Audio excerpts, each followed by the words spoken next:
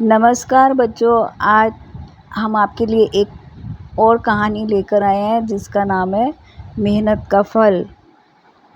मेरे चैनल पर आप अगर नए हैं तो इसे सब्सक्राइब कर दें और बेल आइकन दबा दें ताकि मैं जब भी कोई कहानी अपलोड करूं वो आप तक पहुंच जाए। तो चलिए शुरू करते हैं कहानी। एक गांव में दो मित्र नकुल और सोहन रहते थे।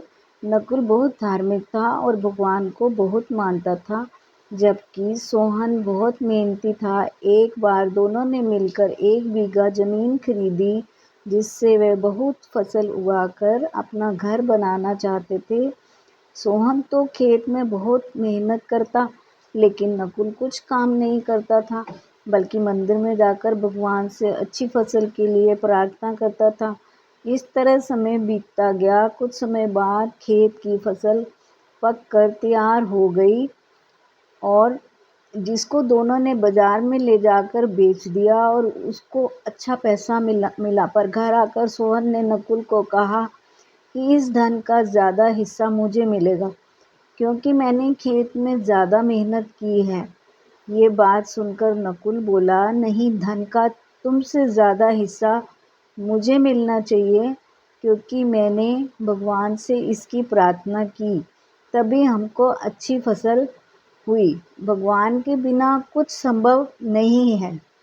जब वे दोनों इस बात को आपस में नहीं सुलझा सके तो धन के बंटवारे के लिए दोनों गांव के मुखिया के पास पहुंचे और फिर मुखिया ने दोनों की सारी बात सुनकर उन दोनों को एक एक बोरा चावल का दिया, जिसमें कंकड़ मिले हुए थे।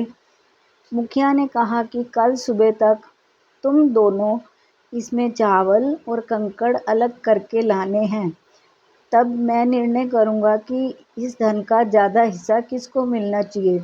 दोनों चावल की बोरी लेकर अपने घर चले गए। सोहन ने रात भर जागकर चावल और कंकड़ को अलग किया, लेकिन नकुल चावल की बोरी को लेकर मंदिर में गया और भगवान से चावल में से कंकड़ अलग करने की प्रार्थना की।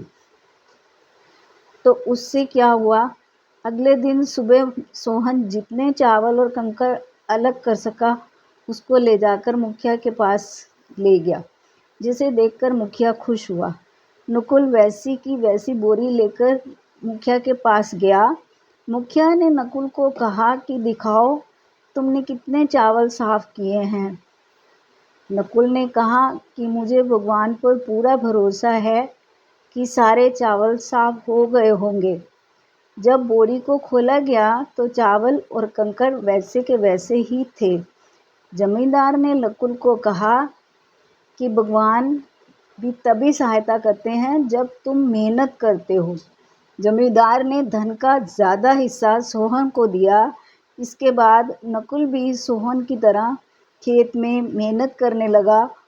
अब की बार उसकी फसल पहले से भी अच्छी हुई।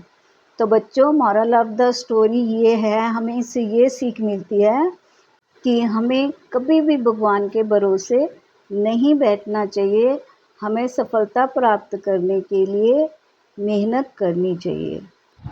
तो बच्चों, कैसी लगी ये कहानी? अगर ये कहानी आपको अच्छी लगी है तो मेरे चैनल को जल्दी जल्दी सब्सक्राइब कर दो और बेल आइकन ज़रूर दबा दो, ताकि मैं जो अगली कहानी अपलोड करूं उसका नोटिफिकेशन आप तक पहुंच जाए।